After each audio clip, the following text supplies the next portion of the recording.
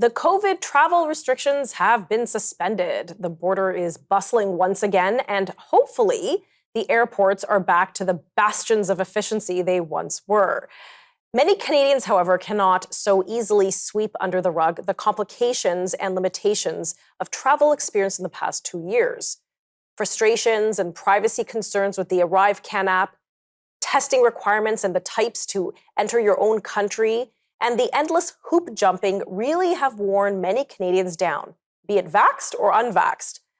But were these hoops, these restrictions, really necessary in the first place? What justification did the government have to implement these measures? And why are we seemingly the last country in the world to do away with them all? Well, joining me now to share her research and analysis is Rupa Subramanya, freelance columnist who writes for the National Post. And we're very happy to have her join us today. Thank you so much. Thanks for having me here, Tanya. It's a real pleasure. Excellent. Well, I've been following what you've been writing and publishing in the Post, and I felt like you had a very good inside edge, or you've done some very good digging to find out what's really going on here. So why don't we start by bringing us up to speed? What is the status now of the COVID travel mandates? Well, so last Monday, the federal government made an announcement that they were suspending or letting the measures expire. I think that would be a more accurate way of describing what happened last Monday.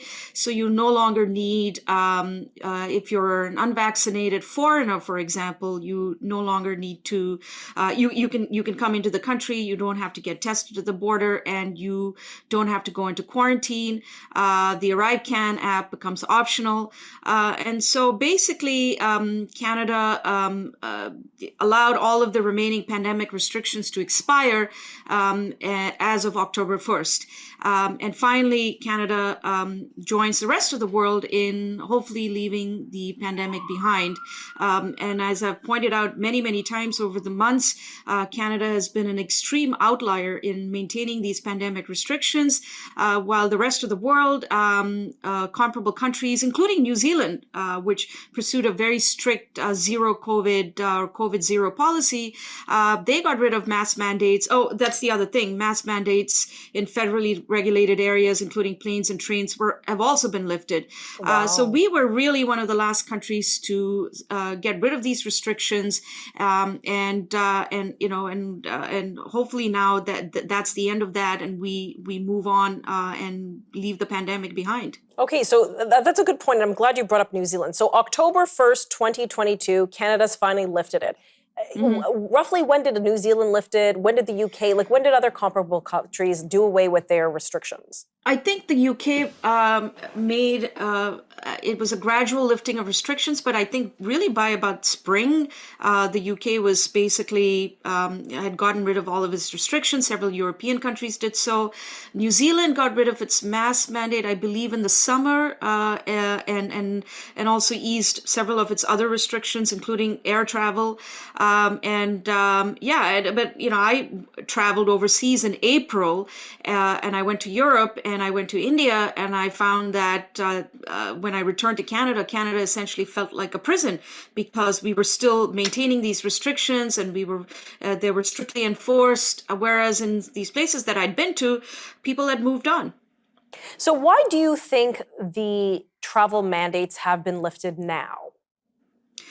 Well, the simple answer is that it's just polling very badly for the Liberal government. They're, at least judging by some of the news reports that I've been reading, that the polling has indicated to them that these measures are no longer popular. So that begs the question, what was the scientific rationale behind these mandates? If you were truly following the science, then, what is the scientific basis on which you are now getting rid of these restrictions? So there are lots of questions here, but I think fundamentally, it was politics right from the get-go. The implementation of these vaccine mandates for travel and other restrictions were political to begin with, and the removal of these restrictions were also political. My goodness. Well, one would hope that when dealing with healthcare policy, and, I understand this is a travel policy, but really it was surrounding what the government couched as a healthcare issue, that one would, trust the science and hope that the science was the one leading. But we're going to have to unpack that a little bit after the commercial when you said it was perhaps politics that was leading the charge and not so much science. We'll be right back in just a few moments.